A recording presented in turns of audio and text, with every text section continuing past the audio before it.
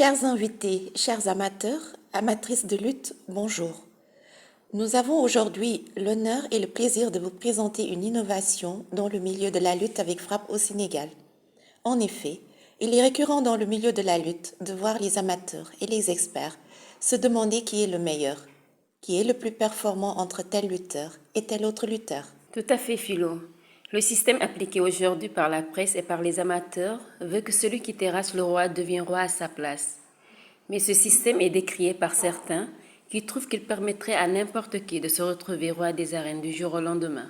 Par ailleurs, ce système de roi des arènes ne définit pas deuxième, de troisième et ne permet pas de connaître la position de son lutteur préféré. C'est pourquoi une équipe d'experts, informaticiens et statisticiens de sociétés d'ingénierie convergence informatique statistique s'est penchée sur la question pour savoir s'il était possible de mettre en place un système indiscutable d'évaluation et de classement dans le monde de la lutte avec frappe au Sénégal. Notre cabinet va proposer et présenter les résultats de ces travaux. Il s'est agi d'abord de collecter l'ensemble des résultats disponibles des combats de lutte avec frappe de 1994 à ce jour et de les stocker dans un portail d'évaluation, scoring et de classement, ranking des lutteurs au Sénégal, en abréviation classement Perle. Il s'est agi ensuite de nous expliquer la méthodologie utilisée dans d'autres sports de compétition où les équipes s'affrontent 2 à 2, mais sans que toutes les équipes ne s'affrontent. C'est le cas au tennis, aux échecs ou dans le classement FIFA des équipes nationales de football. Il s'est agi enfin de mettre ce processus année par année et de disposer d'un classement de l'ensemble des lutteurs avec frappe au Sénégal. Donc, si je comprends bien, le système qui classe les tennismen et les équipes nationales de football en numéro 1 mondial, numéro 2 mondial, etc., c'est ce système que nous allons utiliser pour classer les lutteurs. Tout à fait, Monique. Et nous aussi, nous aurons notre numéro 1, notre numéro 2 ou notre numéro 100 du classement Perle des lutteurs avec frappe au Sénégal. Ok, monsieur Tiakat. Mais concrètement, comment marche le système? Voilà les grands principes de fonctionnement du système Philo-Monique. Le système prend en compte les combats de 1994 à ce jour dans l'ordre chronologique. Chaque lutteur, lors de son premier combat, est initialisé à un score de 1500 points. Lors de chaque combat entre 2 lutteurs, Mademba et Massamba, avant le combat, un bonus est accordé au lutteur le moins bien classé pour avoir pris le risque, entre guillemets, d'un combat contre un adversaire supposé plus fort.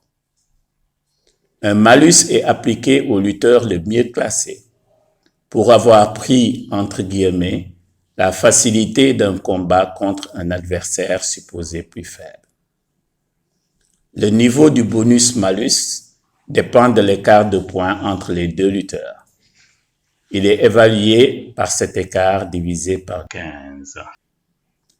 Après le combat, en fonction du résultat, le vainqueur marque 25 points de plus dans son score. Le perdant se voit retirer 25 points de son score. En cas de match nul, aucun des lutteurs ne gagne ni ne perd de points. Donc, monsieur Tchakan, chaque fois qu'un lutteur Massamba combat contre un adversaire Mademba, plus faible dans le classement, le lutteur Massamba, qui est mieux classé, subit un malus. Et le lutteur Mademba, moins bien classé, bénéficie d'un bonus. C'est exactement cela, Philo. Le système offre un bonus au lutteur qui affronte un adversaire supposé plus fort. Et à contrario, handicap d'un malus, le lutteur qui affronte un adversaire supposé plus faible. Le but de ce système de bonus-malus est de pondérer les résultats en fonction du niveau de l'adversaire. Il y a une prime à la difficulté, de sorte que, pour une victoire facile contre Yao Dial, vous serez moins valorisé que pour une victoire contre Bombardier. Ainsi, une victoire contre Yekini est plus rentable qu'une victoire contre Zos. Une défaite contre Balagay est moins coûteuse qu'une défaite contre Baïmandion. Un match nul contre Modulo peut rapporter des points, là où un match nul contre la Croze peut vous faire perdre des points. En définitive, que pouvons-nous résumer par rapport à la méthodologie proposée? Monique, nous retiendrons que les points acquis ou perdus dépendent d'une part du résultat du combat, plus 25 pour une victoire, moins 25 pour une défaite, 0 pour un match nul, et dépendent aussi d'autre part de la valeur de l'adversaire. Plus votre adversaire est bien classé, plus vous gagnez de points. Plus votre adversaire est mal classé, plus vous perdez des points. Et votre nouveau score sera calculé en fonction de ce résultat du combat.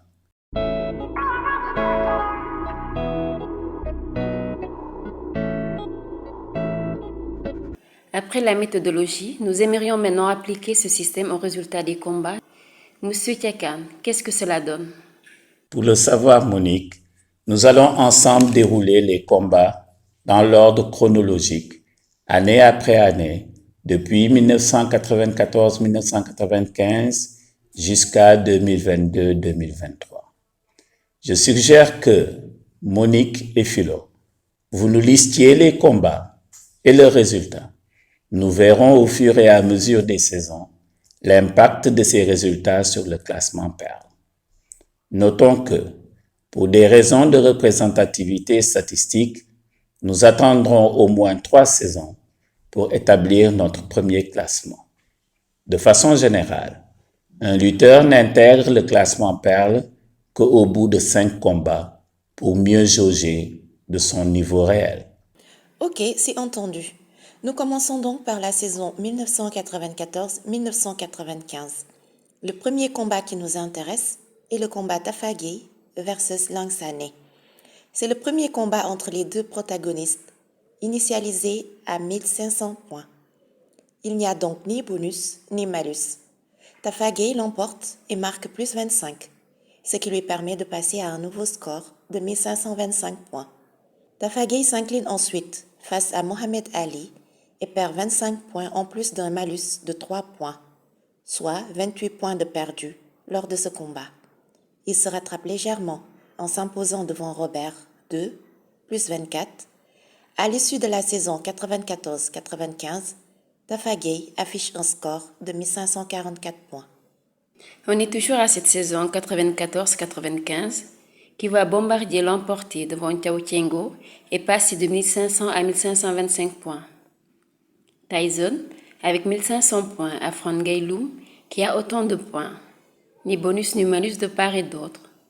Tyson gagne et empoche plus 25 points, ce qui le fait passer à 1525 points comme nouveau score.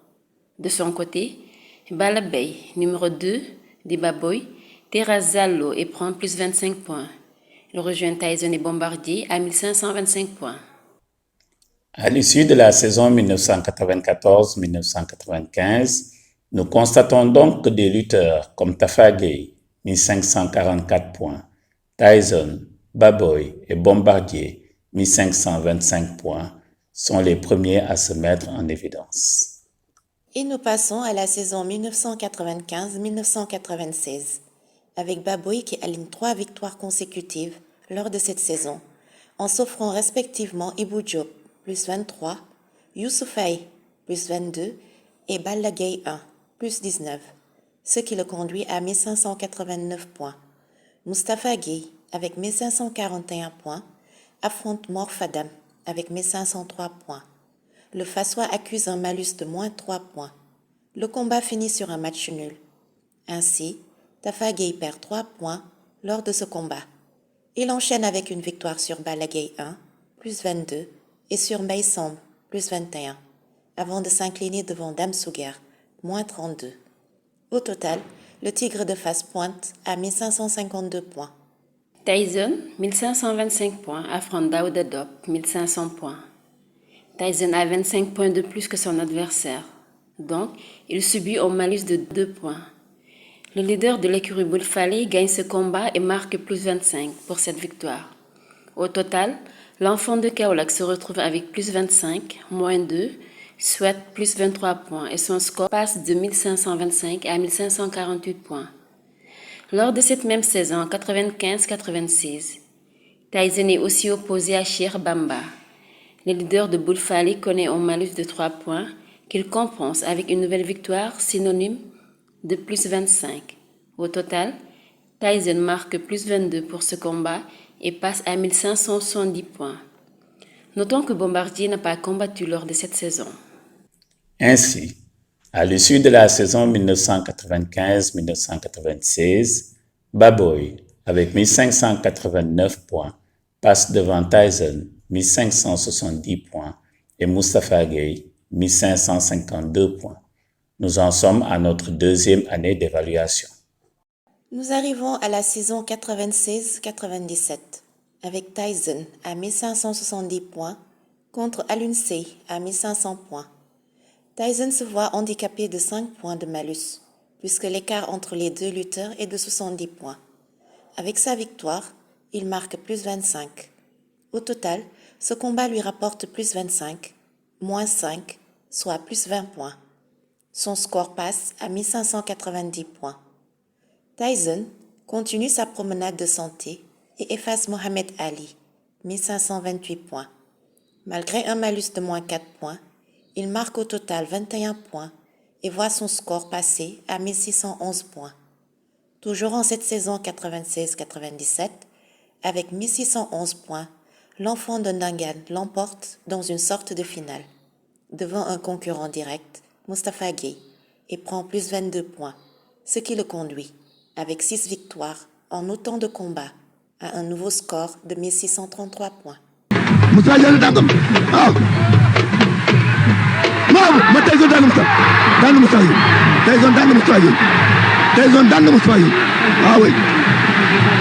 Baboy s'impose devant Boy Kairi plus 19 et grimpe à 1608 points.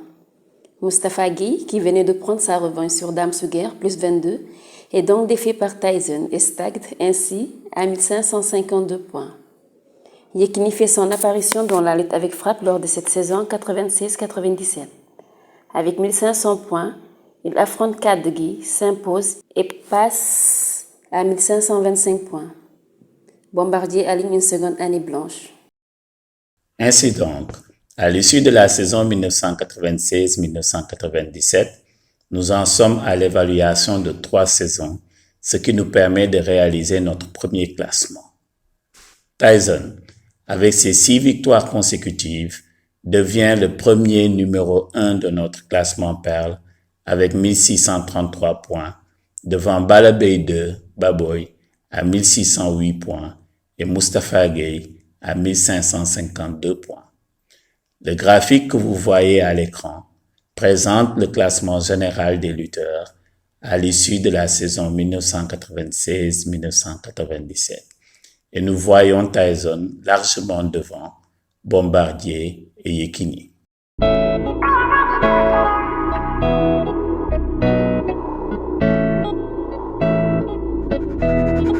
Afin de ne rien rater de la saga du classement des lutteurs avec frappe au Sénégal, veuillez vous abonner à notre chaîne et activer la cloche de notification afin de recevoir régulièrement les nouvelles vidéos mises en ligne.